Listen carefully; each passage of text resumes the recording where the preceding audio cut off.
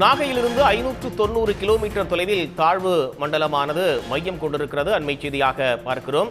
காற்றழுத்த தாழ்வு மண்டலமானது ஆழ்ந்த காற்றழுத்த தாழ்வு மண்டலமாக வலுப்பெற்றிருக்கக்கூடிய நிலையில் இது நாகையிலிருந்து 590 கிலோமீட்டர் தொலைவில் காற்றழுத்த தாழ்வு மண்டலமாக மையம் கொண்டிருக்கிறது. நாகையில் காலை முதலே பல்வேறு பகுதிகளிலும் கனமழை பெய்து வரக்கூடிய நிலையில் நாகையிலிருந்து இந்த ஆழ்ந்த காற்றழுத்த தாழ்வு மண்டலமானது 590 கிலோமீட்டர் தொலைவில் மையம் கொண்டிருக்கிறது. அண்மை செய்தியாக பார்க்கிறோம்.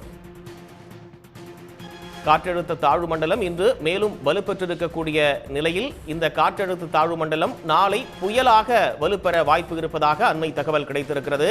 இந்த ஆழ்ந்த காற்றழுத்த தாழ்வு மண்டலமானது நாளை புயலாக மாற இருக்கிறது. அண்மை செய்தி. புயலாக மாறினாலும் இது அதிகப்படியான மழையை கொடுக்கும், காற்றால் எந்த பாதிப்பும் இருக்காது என்று ஏற்கனவே தனியார் வானிலை ஆய்வாளர் ஹேமச்சந்திரன் நம்மிடம் தொலைபேசி வாயிலாக தெரிவித்திருந்தார். இந்த நிலையில் இந்த ஆழ்ந்த காற்றழுத்த தாழ்வு மண்டலமானது நாளை புயலாக மாறுவதற்கான வாய்ப்பு இருப்பதாக சொல்லப்பட்டிருக்கிறது. நாகையிலிருந்து 590 கிலோமீட்டர் தொலைவில் இந்த ஆழ்ந்த காற்றழுத்த தாழ்வு மண்டலமானது தற்போது மையம் கொண்டிருக்கிறது. நாளை இது புயலாக உருவாகிறது.